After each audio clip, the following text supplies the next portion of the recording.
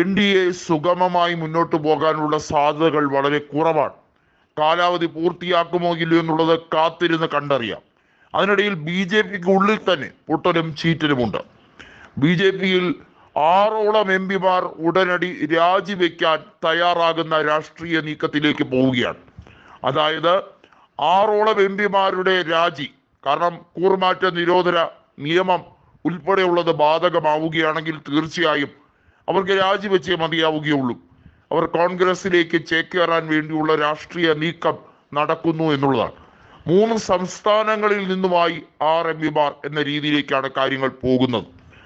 അതായത് മഹാരാഷ്ട്രയിലുള്ള 2 BJP MP അവർ രാജി സന്നദ്ധതയുമായി രംഗത്ത് വരാനുള്ള എല്ലാ സാധ്യതയും ഉണ്ട് എന്നുള്ളത് വളരെ വ്യക്തമായി കഴിഞ്ഞിരിക്കുന്ന ഒരു രാഷ്ട്രീയ സാഹചര്യമാണ്. അതിനോടൊപ്പം തന്നെ കൃത്യമായും രാജസ്ഥാനിലുള്ള 2 MP അതിൽ നിലവിലെ രാജസ്ഥാനിലെ മുഖ്യമന്ത്രിയോട് ശക്തമായ വിയോജിപ്പുള്ള വസുന്ധര രാജെ പക്ഷത്തുള്ള 2 MP വസുന്ധര രാജെ സിന്ധ്യയുടെ ഏറ്റവും ശക്തരായ പിന്തുണക്കാർ എന്ന് ഖ്യാതി നേടിയിട്ടുള്ള 2 MP ഇതിനകത്ത് 4 MP മൊത്തത്തിൽ മഹാരാഷ്ട്രയിൽ നിന്നും രാജസ്ഥാനിൽ നിന്നുമായിട്ടുള്ള 4 MP അതിനോടൊപ്പം തന്നെ 2 MP കൂടി വരുന്നു എന്നുള്ളതാണ് ഇപ്പോൾ വന്നിരിക്കുന്നത്. അതായത് നിലവിലെ രാഷ്ട്രീയ സാഹചര്യത്തിൽ ഹരിയാനയിൽ നിന്നുള്ള 2 BJP MP കൂടി രാജി സന്നദ്ധതയിലേക്ക് പോകും എന്നുള്ള വാർത്ത വന്നിരിക്കുന്നു. അതായത് വലിയ ആഘാതത്തിലേക്ക് BJP ഇപ്പോൾ നീങ്ങിക്കൊണ്ടിരിക്കുകയാണ്. സ്വന്തം പാർട്ടിയിലെ MP രാജി വെക്കാനുള്ള എല്ലാ സാധ്യതയുമുണ്ട്.